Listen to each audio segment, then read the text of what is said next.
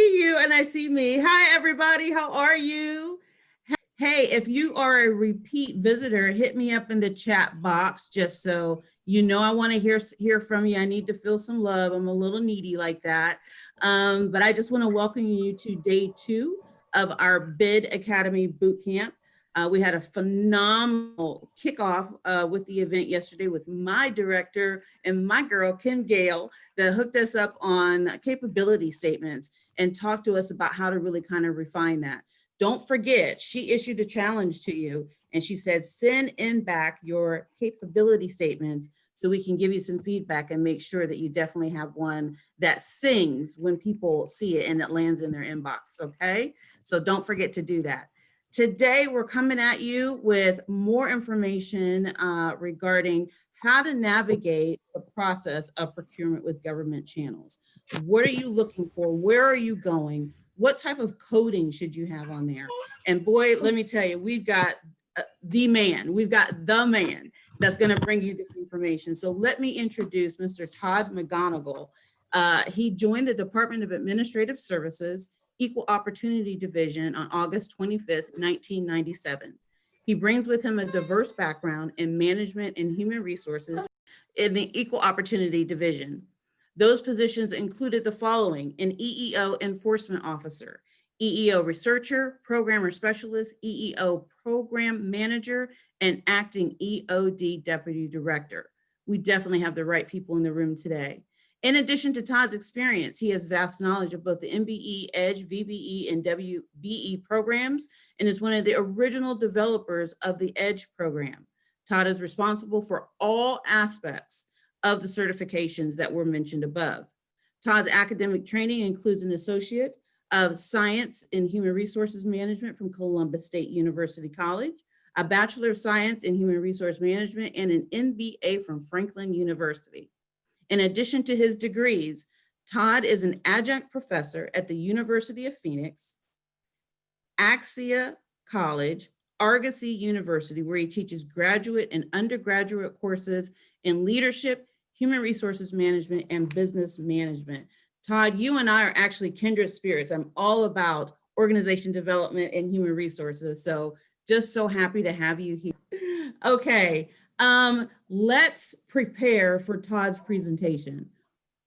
Unmute yourself and let's talk about some of the questions or concerns that you have in accessing state of Ohio procurement channels. Okay, so I have a question, and I'm hoping I didn't put the cart before the horse. Do I have to be certified to be able to participate in government procurement? Good question. No, you do not have to be certified. You can participate in government procurement in mainstream or open market, okay?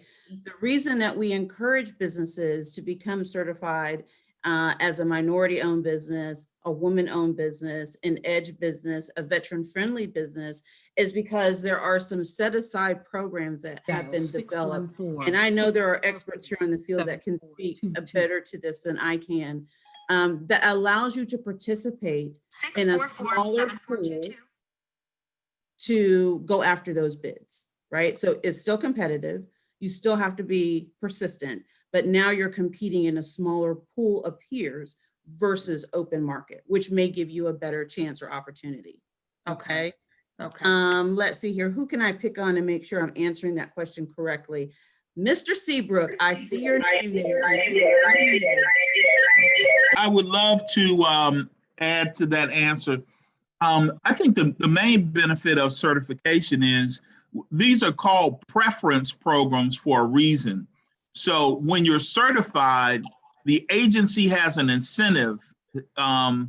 They're held responsible for meeting a goal. Okay, with some programs, it's 5% of their particular budget, and other programs, it's 15% of their particular budget. So they've got an incentive for choosing companies that are certified. And that's why they're called preference programs. So that's the advantage. In addition, it's almost like a good housekeeping seal. There's an assumption, now it may be right or it may be wrong sometimes, that businesses are certified have a certain degree of credibility to them in terms of their past performance. And that's one thing that's looked at in bidding, particularly in the government sector, is what's your past performance. So there are some assumptions that get made when you're certified. And I think that that kind of means a lot. So think of it as a good housekeeping seal. To let everybody know, Todd has some technical problems in the part of the state where he lives. I spoke to him by phone, and he is getting ramped back up. Push come to shove in 15 minutes or so, if we have a major problem, we'll jump in and just take off for him. Because this is scripted information, and we will provide people with copies of the deck after the meeting. It won't be immediately after the meeting, but later on you'll get this information so that you can look at it again. I'd like to say the value of this particular session relates to yesterday. I compare what we do to, I usually draw the analogy of fishing. Yesterday, we looked at your capability statement. So you were looking at yourself, what your company can do, what your capabilities are. And I compare it to, I look at certification like fishing. So what kind of bait do you have? What can you do? And the government, what you know is that there are fish in the pond. Okay, there are contracts and there are opportunities, but you have to know where to go.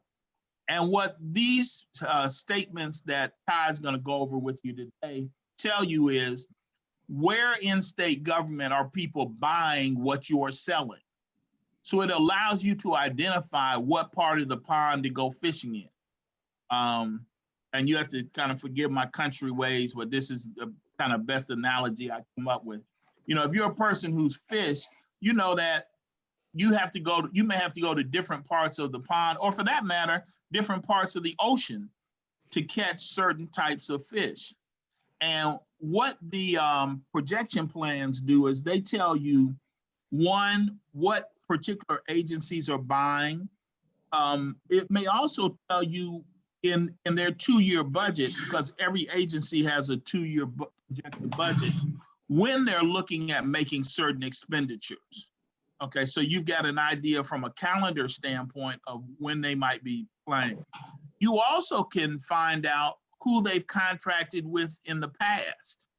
So by looking at their projection plans, you get an idea of how you can allocate your time and energy. It might be that there's a company that's been doing business with this agency for 10 years. Well, they're going to be competitive. It might identify for you somebody you might want to partner with. You might come to the determination that, hey, there's somebody who's been working with them. Maybe I want to partner with them on a particular bid. And that could be a prime contractor, or it could be another minority firm. So the projection plans, they kind of let you look at the agency's budget in terms of purchasing and where they're going to go. That's the biggest strength to understanding the projection plans. That's the main thing I would say in reference to that particular question in terms of being certified. It's a good housekeeping seal, and it lets you, and looking at the projection plans, lets you know where to go. And if I'm hesitating, it's because Todd's sending me an email here, and I need to I'm here. I love it. I love it. Wow, we covered for you, Todd. Are you all right? Yeah, I don't know what happened. The server went down and the whole shoot match, but we're ready now. Awesome. Well, thank you, Mr. Seabrook, for covering and being so informative with that answer. I do appreciate that. Without further ado, Janine, yes. I wanted to make sure, hi, you guys. Eric, can you introduce yourself I guess we didn't really say what Eric does and his important role with the EOD. So Eric, can you kind of share Thank you. what your role is? I am the deputy director for the Equal Opportunity Division, and together with Todd and the other officers, we certify companies, and we also, my objective since I've been here for about a year and a half is to help people not just get you certified, but help you figure out how to get some businesses. So we've got some other seminars that we do. You asked me to say who I was. That's what I am. I'm the deputy director for the division. Maybe we'll get to talk later, or we'll do something and I can talk about our division and our vision. I won't belabor it, but essentially I'm the deputy director, and I got the opportunity to work with really some of the best people. Our officers, our certification officers, are some of the most capable and experienced people in state government.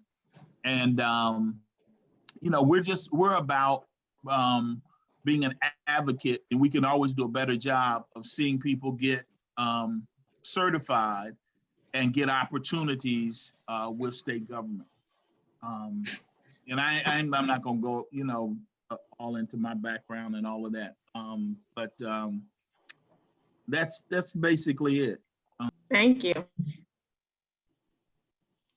All right, Todd, it's all yours. Take it away. Well, good afternoon. I hope you can see my screen. You should be seeing the first slide, which is identifying procurement opportunities and how to utilize agency procurement plans. Is everybody able to see that? Okay, great. Well, I'm excited to share information with you about how you can research your market to do business with the state of Ohio. And we're going to be looking at this on a kind of a high level view. So we will be touching on several topics. We'll be covering procurement websites, both Ohio Department of Transportation and the Department of Administrative Services Procurement, or the General Services Division website, as well as Ohio Facilities Construction Commission's website. So we'll be able to tell you where to be able to find opportunities if you're in the procurement and goods services, or if you are in construction services, where to locate those. We'll be talking about also what EOD can provide you, or the Equal Opportunity Division can provide you in the sense of resources and how to find those on our webpage. And we'll ultimately then be going through the projection plans that all state agencies are required to submit, and then how that allows you to identify what goods or services that these agencies are planning on spending with, and also those agencies that are planning on spending in goods and services in a set-aside capacity, so that you can market your goods and services to those agencies kind of in a two-tier marketing aspect. One would be, once you identify if you're a minority business enterprise, a certified minority business enterprise, once you have identified those state agencies that are setting aside contracts in the particular area in which you sell those goods or services, then that would be kind of your... I am not, you know what? I'm sorry? Those will be kind of your tier one marketing opportunities. And then to find those opportunities that may not be set aside opportunities, but are still opportunities in the area in which you have goods or services that you sell or acquire. So without further ado, let's go ahead and get into it.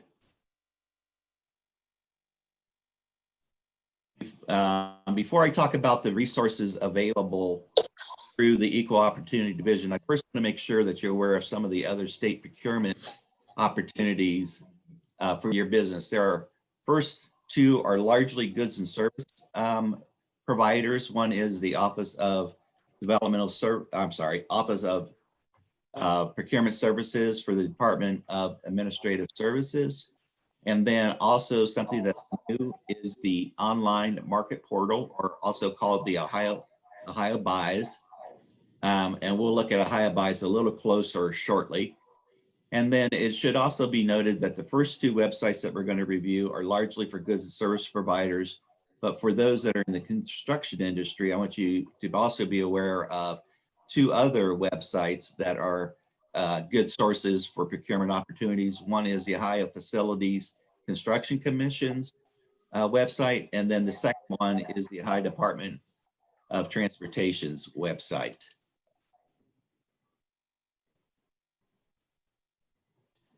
So Ohio-Buys, I'm sorry. I'm trying to, I've got a delay in my screens with you. The Office of Procurement Services website provides many opportunities under the quick links, and that can be found on the right-hand side. And there's 3 arrows in your slide that we're going to be covering. It's on the right side, and these provide links to bid opportunities, MBE and EDGE opportunities, and state contract opportunities. So this is one location in which you'll find the majority of procurement opportunities, because the General Services Division provides procurement opportunities for enterprise-wide or for the whole state or all of the state agencies. And then there are certain agencies that do contracting on their own, but there's the largest bulk will be located in the procurement website. Also, we'll want you to register with Ohio-Buys so that you're able to bid as more and more agencies move to this online portal. And as agencies are added, less bids are going to be posted on the procurement's website. We want to be sure that suppliers are getting registered early and learning the new system. So you can go and get registered to learn the system to provide your goods and services and become part of it. Also reviewing current contracts are available on this website, and bid opportunities are available on this website. So please keep in mind that reviewing current contracts provides you an overview of who currently has the contract and the potentials for subcontracting and networking opportunities. You want to review the current state pricing because they are very often posted as part of the contract. So what I'm kind of telling you here is how to make your business better as far as contracting and how to kind of determine what your pricing is going to be. So in current contracts, that is the second one from the top, you are able to search current contracts that are awarded to other vendors, and you're able to see what they bid for that contract. So if it's an invitation to bid, and an invitation to bid just simply means that the contract is asking you for a price for a particular product. So let's say that the contract is a contract that wants to purchase bottles of water. Okay, in that contract, whoever currently holds that contract, it's going to tell you when the renewal date is for that contract. So when it's going to go up for rebid again. And in that contract, you can look at who currently holds that contract and see what they bid or what price they were awarded. And in this particular case, let's say that you're looking at the current contract and the price in there that they bid, let's say, is $1 a bottle. Okay, so you know into this when it becomes available for bid again that the last one was $1. So that kind of gives you an idea of where the pricing is going to be. So if you can't provide bottled water, let's say for less than $2 a bottle, then odds are this is probably not a good contract for you to bid on, because the difference in your price and what it was awarded at previously, either a year or 2 years ago, is probably just too wide. So that may not be an opportunity. But if you see that you can provide water for $1 a bottle, or maybe $1.05 or $1.10 a bottle, this might be a good opportunity for you to say, hey, I'm going to bid on this opportunity when it becomes up for bid again. And then you have a higher likelihood of knowing what the pricing structure is really going to be and what this contract's going to be awarded at. So that's good information to have about your competitors. And then also for you to not spend time on contracts that you probably don't have an opportunity to win. Okay. Also, these contracts also provide for subcontracting or networking opportunities. So in some of these contracts, they have a requirement that there is a subcontracting component that has to be provided. So if you look at a current contract, and let's say, for example, it's a IT contract, IT provider, and in this contract, let's say, for example, that it's been awarded to PeopleSoft, which is a very large corporation. In that, a lot of times there is a subcontracting MBE set aside requirement. So in this contract, it'll say that they must, PeopleSoft must award 15% of their contract value to an MBE to do work on this contract. So that will identify that you probably should reach out to PeopleSoft and say that you can provide the services that they are requiring and assist them in meeting their MBE obligation underneath the contract. So this is some very good information for you to kind of position yourself, also to avail yourself to networking and subcontracting opportunities with the larger firms if you're currently not able to do that at this particular point. So next up is Ohio Buys. And some of you may be familiar with Ohio Buys, and some of you may not be familiar with Ohio Buys. Ohio Buys, if you kind of think of it, is a procurement system like Amazon. So the state of Ohio is going in the direction of Ohio Buys and into this format that is like Amazon. And you can add yourself and provide a catalog of your services, and procurement, the Department of Procurement will assist you in how to get your catalog or how to help you identify what is a catalog into Ohio Buys. And then anytime that a state agency searches, let's say, for bottled water again, and they're not interested in procuring off of a set contract, but they're just interested in doing a one-time purchase underneath their own authority, they will go into Ohio Buys and type in a keyword like bottled water, and then or they will use a UNSPSC code, and then that will pull up everybody who is registered with Ohio Buys, and that will pull up your price per bottle of water. It'll show a picture of your bottle of water, and it will also identify that you are an MBE vendor, and that can go to their MBE credit. So Ohio Buys is a very good system, much like Amazon if you've used Amazon. It's operated by the Ohio Department of Administrative Service, and it's currently available to a dozen state agencies, and additional state agencies are being added, and Ohio Buys will continue to grow. And this is something you want to ensure that you become a part of. So Ohio Buys at some point will be the primary platform for you to do procurement activities with the state of Ohio. And it also provides an online shopping experience for state users, those individuals at the buyers of the state that are wanting to purchase contract and non-contract items. So this is something that you want to get into and learn about as soon as possible. I know I'm kind of going over this rather quickly, but we will also be available at the Equal Opportunity Division, and we'll provide contact information at the end of the presentation for you to contact us, and we can assist you further as that goes on.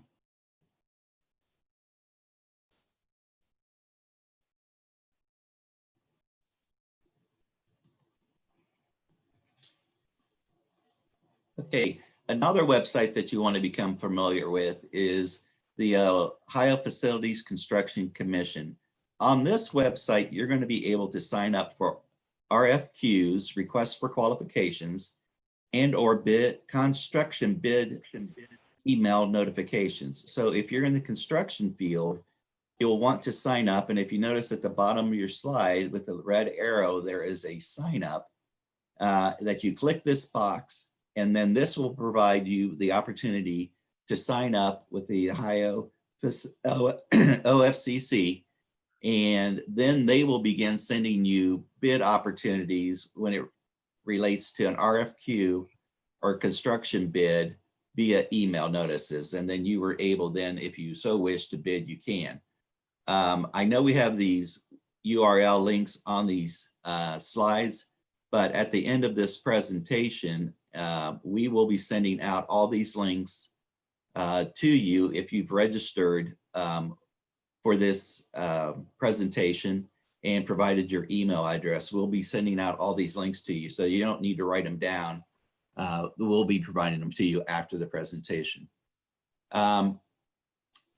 Just a side note, you will also be receiving notices of pre-bid meetings. So you want to attend those meetings. They're an invaluable opportunity to not only learn about subcontracting opportunities with these prime contractors, but also to network with decision makers on that particular project. Because very likely that is not their only project. So you can attend a pre-bid, and I encourage you to do so and build those networking opportunities so that if you're not currently on this construction project, you are able to go to that pre-bid meeting and make networking opportunities with the prime contractors, so that if a next contract is available, they may decide to use you as a subcontractor on that project. Next up is the Ohio Department of Transportation. This is a section on their website devoted to goods and services procurement. So we've Ohio Department of Transportation has two websites, one that's devoted to construction compliance and construction contracting, and the other site, which we'll talk about in a moment, is also based upon procurement of goods and services. On this particular on this particular ODOT website, you're going to be able to see upcoming projects, when pre-bid meetings are going to be available, and bid documents, so that you are then able to respond to RFPs if you so wish to try and do it as a prime, or to get those networking opportunities once again.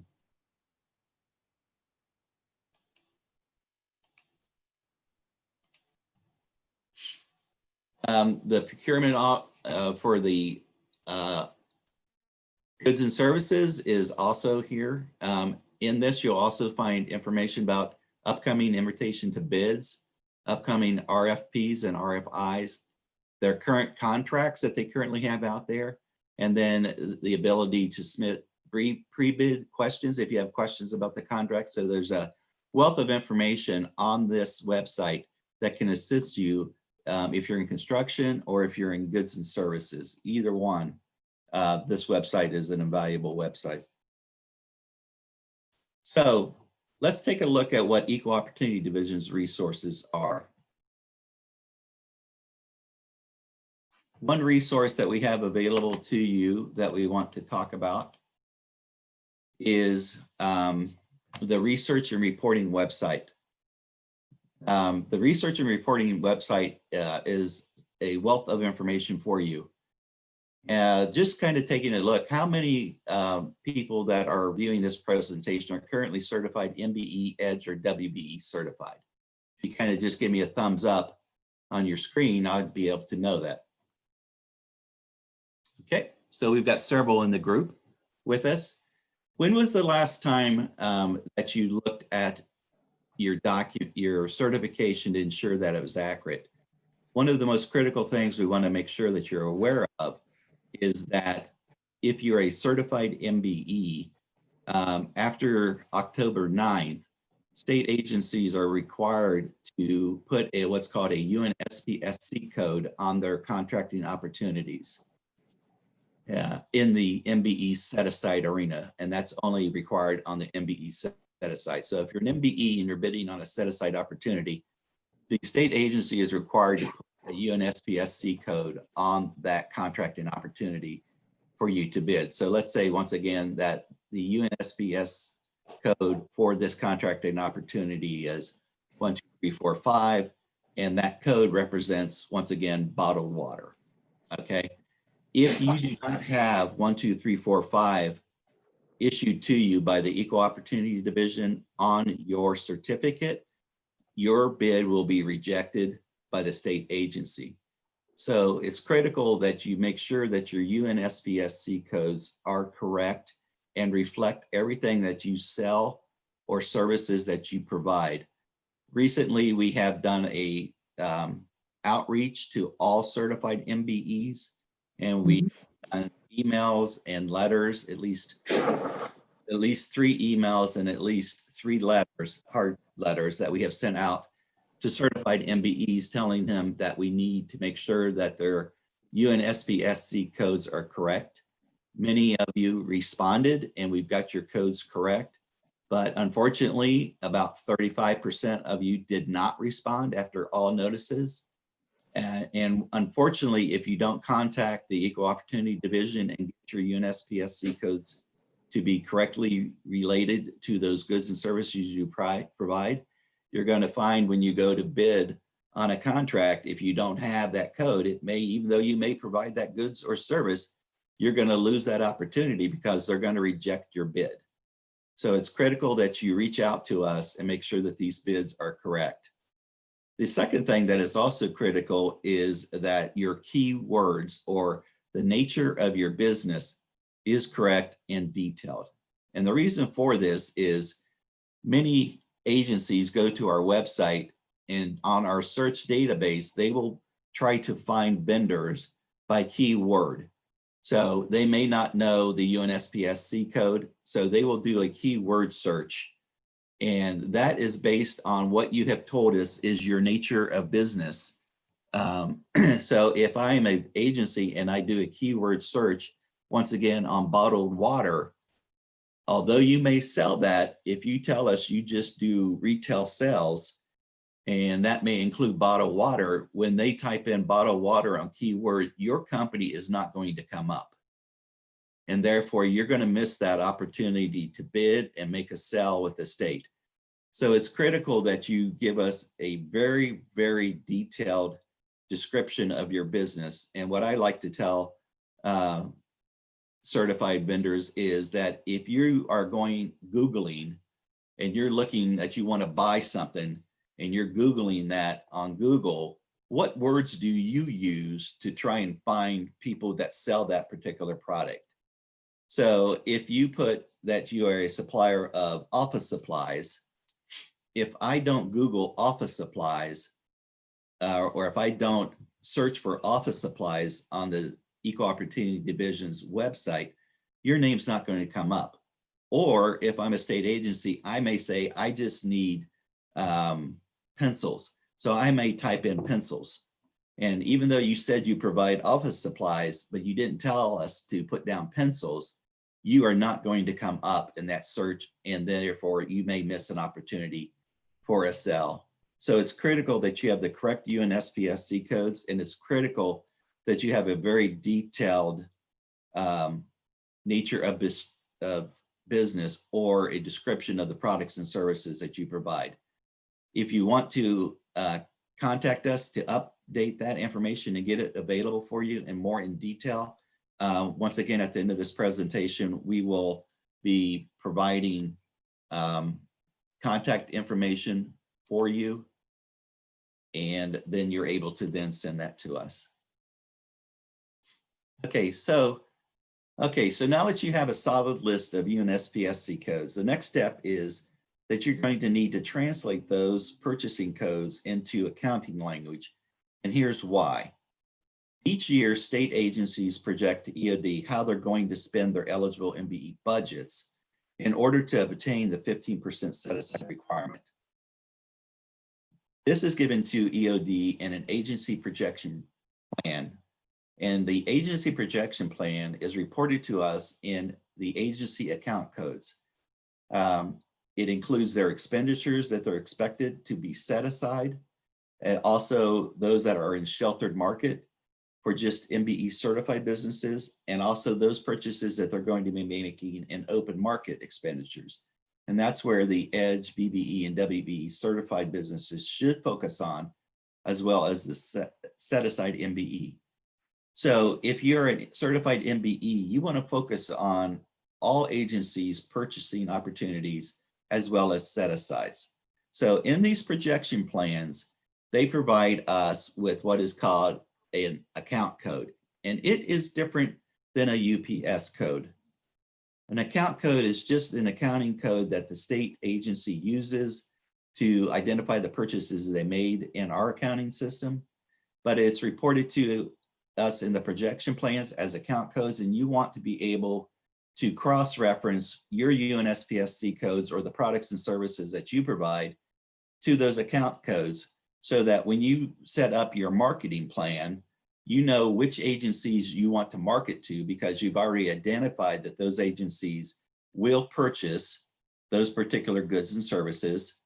And you've already identified those agencies that are going to set aside particular goods and services for MBE set aside. So if you're MBE certified, you will first want to look at the MBE set aside opportunities and what agencies provide or are going to purchase those products, goods, and services in a set-aside capacity, and when are they going to bid those? And then your second tier marketing approach is going to be, of those state agencies, are they going to purchase the goods and services that I sell outside of the set-aside market also? And in many cases, they do.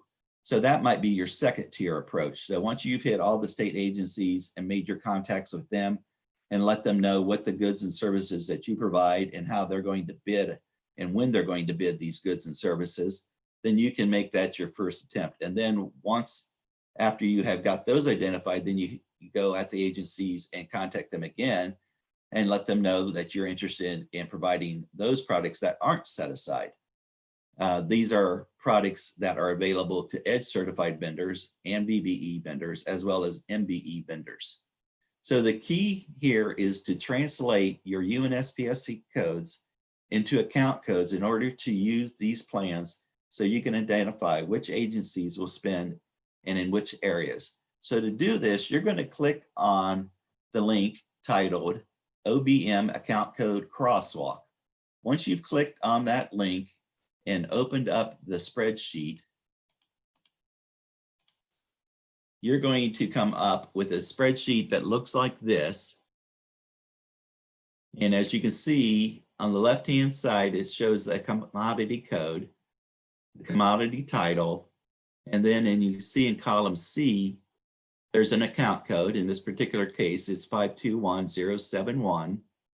And that tells us that that's poultry, fish, etc. So you have to identify your UNSPSC code and what it matches to this. So in this particular case, we're going to use an example where I search for publishing. So you can click on the top of the column. You can see a little arrow on the right.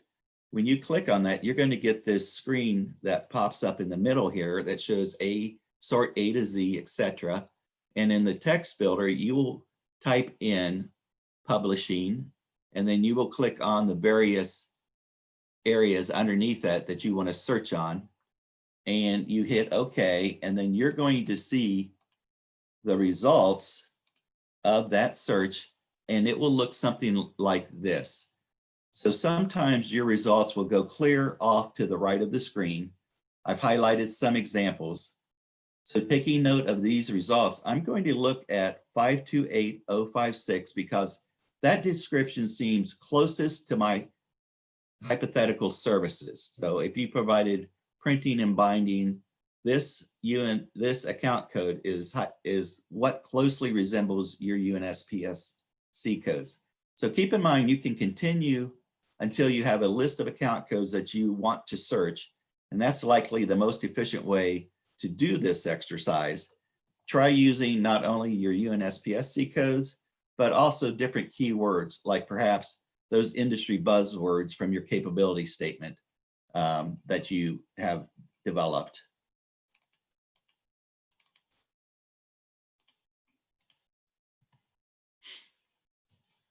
So now here comes the fun part of your search. You've done all this hard work to get to this point. And once again, from EOD's website, you're going to then open a new spreadsheet resource. The next step is to take the list of account codes and search for them in the projection plan analysis link. And you can see there's a link in there and it's got a red arrow beside it. This is where EOD has compiled all of the individual agencies' plans into one massive spreadsheet for you to use. But something to bear in mind though, this analysis that you are going to be seeing right now is for fiscal year 2020, which is ended. We are currently reviewing 2021 plans, and these plans are due into us by November 30th. And while I would say that traditionally agency spend doesn't vary much from one year to the other, meaning if an agency bought it last year for a program, they are likely to buy it again the following year in this new year of COVID. We just don't know yet what exactly everybody will buy, but in general, a state agency doesn't differ much from what they bought in 2020 to what they're going to buy in 2021. They tend to purchase the same items year to year. Okay, so once you identified that, we need to keep going.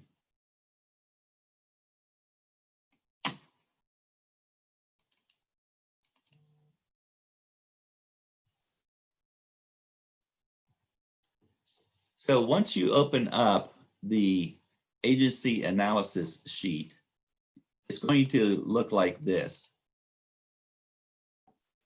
At the bottom, you'll notice that there are blue tabs applied to MBE set aside. So listed in here are only going to be those agencies and the codes that they're using that they are saying that they are going to set aside these purchases for bidding only by certified MBEs. The second set of tabs are agency contracts, and they are going to award themselves. So these are contracts that they're going to award themselves underneath their own authority. They're not going to go to DAS Procurement to award. So they're going to award these on their own authority, and these typically are going to be $50,000 and less contracts.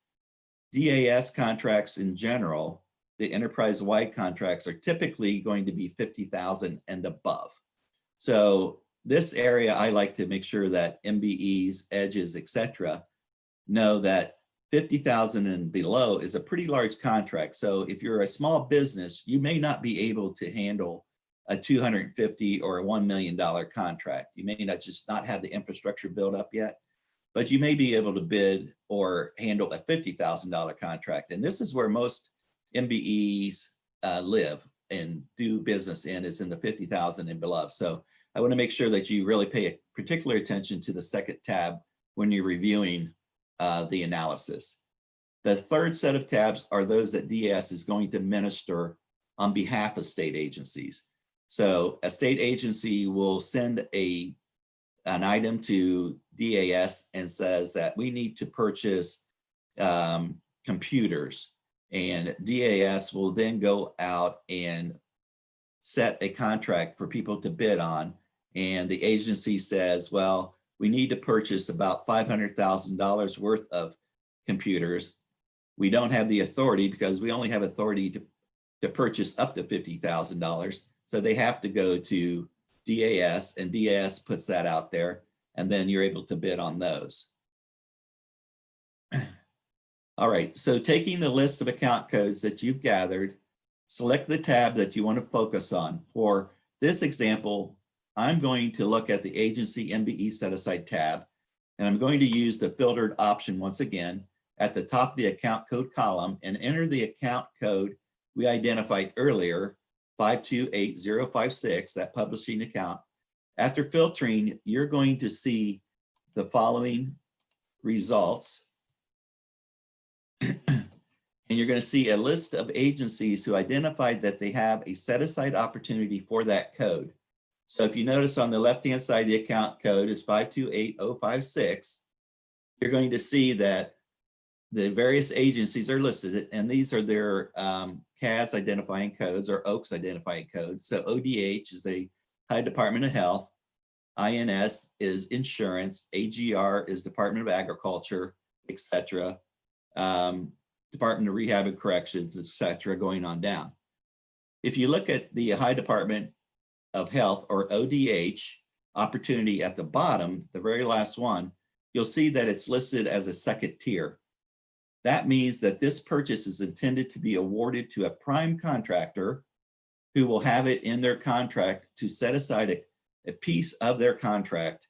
In this instance, 18% to an MBE certified business. You can see how just in this example, it will certainly be easier and more efficient to contact those 7 than every state agency. So you're kind of reducing your contact opportunities to those that are only going to be purchasing those items that you have to sell, instead of just hitting every agency. And you may be talking to, if you try to hit every agency, you may be talking to agencies that are not going to purchase your product or goods and service, and then that would just be a waste of your valuable time. But in this particular case, you can see that ODH, while it's going to be out as a bid that you're probably not going to be able to bid because of size. It's probably going to be, say, in this particular example, maybe a $20 million contract, or whatever the value of the contract. I think in this particular case, it's $90,000. It's going to go to a prime, and they're going to say at least 10% of this contract has to go to an MBE.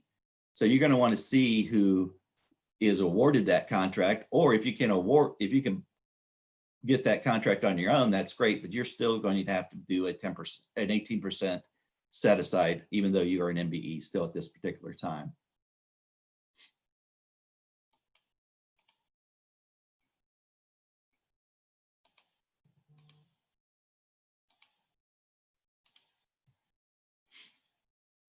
So EOD also has on our website, as a part of our certified business toolkit, a list of agency contacts for you just for this exact purpose I just talked about. You just click on the link titled Certified Business Toolkit, Certified Business Toolkit, and it'll take you to the next web page.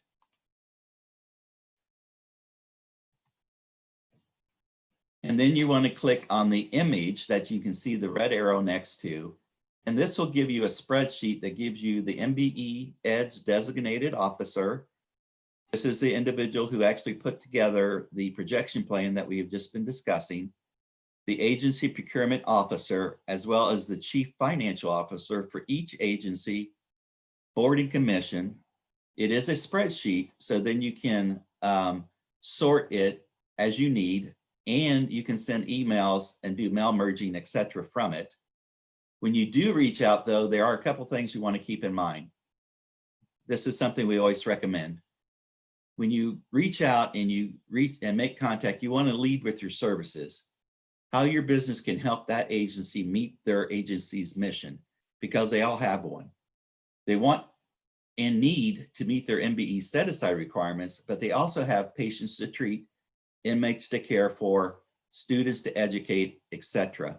So you want to lead with a capability statement. So I highly recommend, if you don't have a capability statement, that you develop one.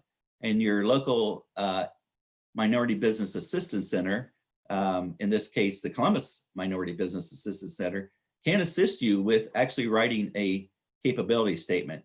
And not only for this purpose of reaching out to state agencies, but also when you build those networking opportunities, you're going to be able to provide that capability statement to the prime, and that's also going to be kind of an introductory card for you. Coincidentally, this happens to be a certified business who can help the agencies meet their goals.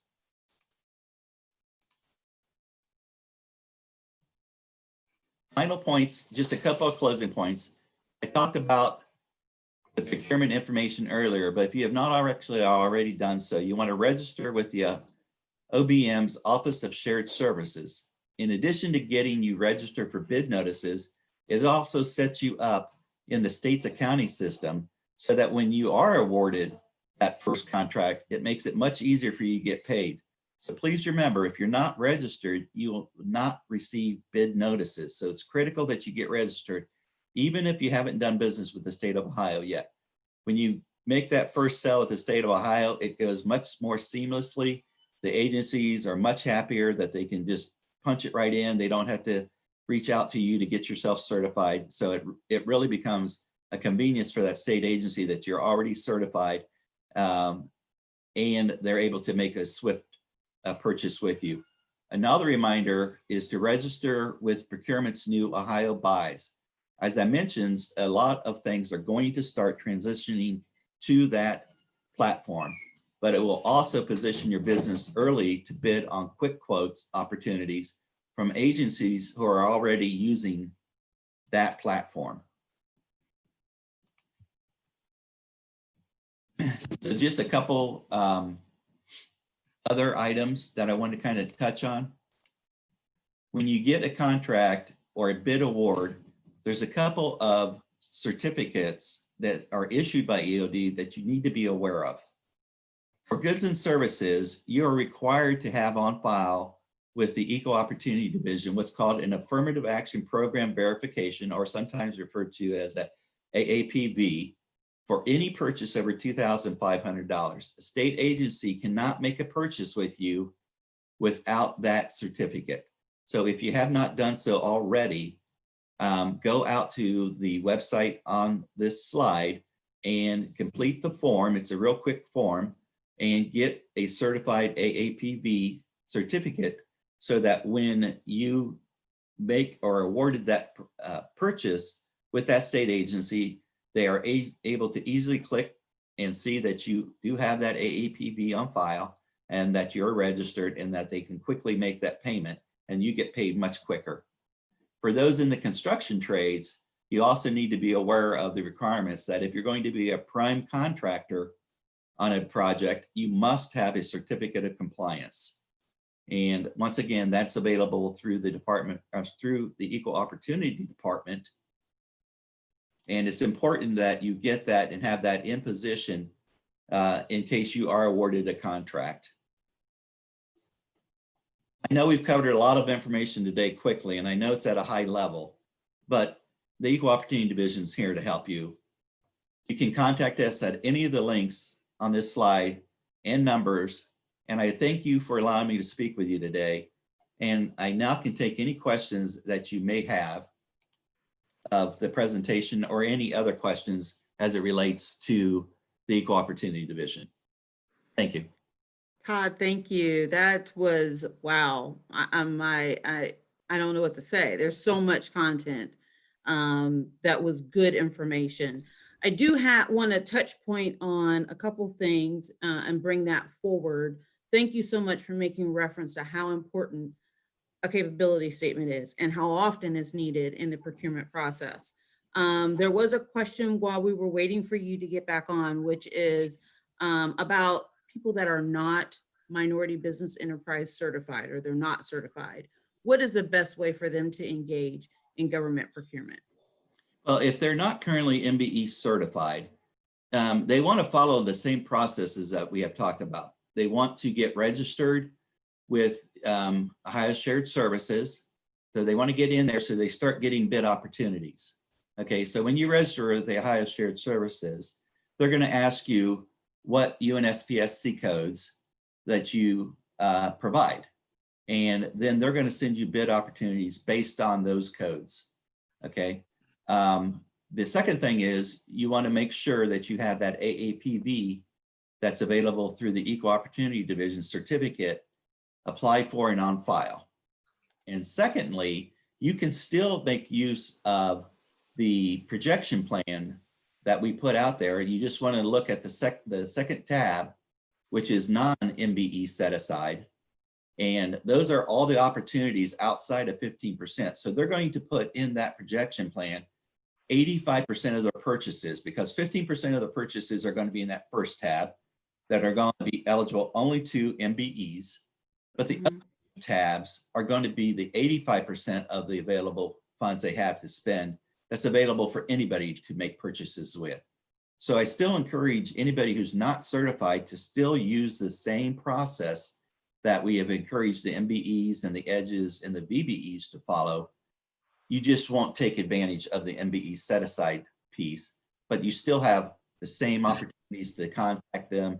You still see what they're going to be spending and in what categories, and you still have that information of the EEO officers' contact points and the ability to do mail merges and emails to them. Fantastic.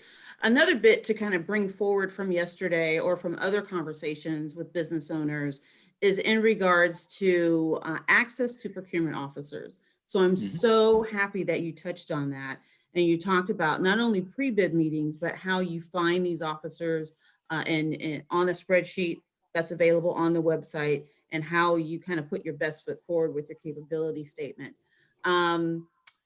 If one feels that they're not getting enough feedback or any communication with these people, what would you say about that? Well, I will say that unfortunately, that does occur. You have a EEO officer or you have a fiscal authority. Sometimes in cases, the EEO officer or the MBE Edge officer also wears many hats. So in agencies, they're the fiscal person, they're the EEO person, they're this other person, So in a lot of cases, they may not get back with you quickly. What I suggest is to persevere. The will gets the oil. So to make those outreach opportunities, I know it becomes frustrating at some point. If you've continuously outreached to an agency and they are just not responding to you, you can contact the Equal Opportunity Division, and we will also reach out to them and try to find why they aren't responding. It could be something as simple as they haven't had time. It could be something as simple as we've already made that procurement purchase, it's not returning your call because that purchase is not available anymore. So it's important that if you are getting no contact, you reach out to us. We will make an introduction and talk to them and see what the particular reason why, or ask them to contact you once again. Most cases, people do get contacted back. Can also assist in that area, but there are also those opportunities where they may not respond. Okay, good to know. Good to know. So I would call them, I would email them, and if you have to send a letter. So if you're an entrepreneur, you've done all this. So just because you built a better mousetrap, they won't find their way to your door. So you must continuously hit that 101. Keep hitting them. Tell them why you are good for them, why you can help them make their goals, and why your capability statement tells them what it is you can do. Send that capability statement to them in your email. Awesome, awesome. And talk to me a little bit more about the power of pre-bid meetings and participating in those. Yeah, it's important in the pre-bid meetings. If you're a construction contractor, it's important in the pre-bid meetings that you attend these. The reason why is most construction contracts in general, our experience has found, is that if you're an MBE, Edge, or VBE, or just open market purchaser, be too small and unable to manage these big projects. And since construction has gone to a at-risk model, which means they have one prime contractor on that site, and they are responsible for that whole project. So if it's a $90 million project, or if it's a $20 million project, if it's a school project, they're all going to be 20 million and above, basically. You may not have that ability to handle all aspects as a general contractor. Maybe you're an electrical company, so you're not going to be a general contractor. The reason you attend these pre-bid meetings is to get to know these primes. Tell them who you are, give them that capability statement, show them what projects you've worked on, what dollar values you've worked on, because many times prime contractors are leery of doing business with people they don't know. They've worked with this electric company, they are a good electric company, so they're happy to stay with that electric company. So you've got to show them why you are the better choice. Either I can do it cheaper, or I can do a better quality job, or I've got more experience on larger volume jobs, so I can make the expansions. So these are important that you make these contracts to try and win as a subcontractor. When contractors bid these contracts, they identify who their subs are going to be when they bid, but that does not mean they have to use those subs. they can change those subs at any time. They can fire that sub. They can decide not to contract that sub. So if you make that sales pitch that you have a better mousetrap, and they convince them of that, then they are going to put you on that job as their subcontractor. And if you don't get that job on that subcontractor, then you've made those introductions and explained to them that although they may not use you now, you would dearly love for them to consider you on the next contracting opportunity. So you reach out to all of these prime contractors and they get to know your face. They get to know who you are. Even give references as to who you worked with. For example, you may have worked with Smoot Construction, or you may have worked with Cocosing, so if a prime contractor knows you've worked with Cocosing, they know that you know your stuff, because Cocosing is one of the prime contractors that is very good and they only use the best. So if you know them in the past, that is a great calling card to have on your capability statement. So make the networking opportunities work for you, and the best place to make that happen, find those primes where they're going to talk to you and not when they're running around a construction site, is at those pre-bids. Fantastic. And you did such a great job in emphasizing the power of networking, building that trust. And that brings me back to kind of the human resource, process of the human business model. And you've got to balance both sides of those, the operational side as well as the human side. All right, let's go to some questions in the chat. I've got some people that are chomping at the bit, and I know we're way over time. Let's see here. We have a question from Andrew. How do you engage those entities that are not listed on the state agency? So that maybe those are public colleges, Ohio State University, places like that. How do you engage with those? Do they have? We do have the universities. We do have the universities on that EEO's contact listing. But if you're, say, wanting to do business with, say, a village or a township or something along those lines, you're going to want to do what I call marketing 101. You're going to kind of basically use the same steps, right? You're going to need to reach out to them. You're going to first need to find out where their opportunities are posted, or how do you find out what opportunities are coming above. And a lot of time that is, unfortunately, having to spend time in township meetings, learning to know who are the people in charge of the construction part, going to the townships, meeting the people in their township that do the construction bids and run those projects. So you need to reach out to them. Once again, in-face person is great, but it takes more of your time. Emails are great, but they're very often discarded because you get a million emails. A letter ability statement is better, but in person is best.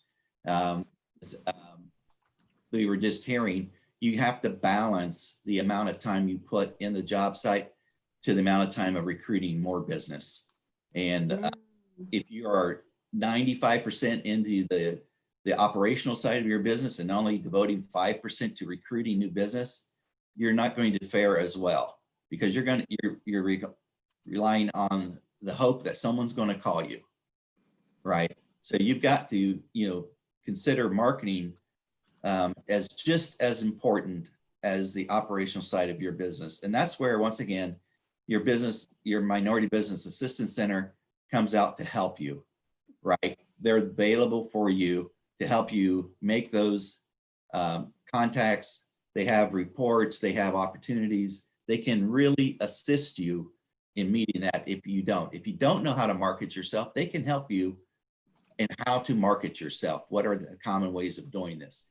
I know you tend to be experts at your given profession, but maybe not so much in marketing, maybe not so much in branding. And that's where the Minority Business Assistance Centers are there to help you develop that skill set. And it's just as critical as the operational side. It absolutely is. And most of my entrepreneurs cringe when I start talking about sales cycles and sales pipelines, because nobody wants to be a salesman.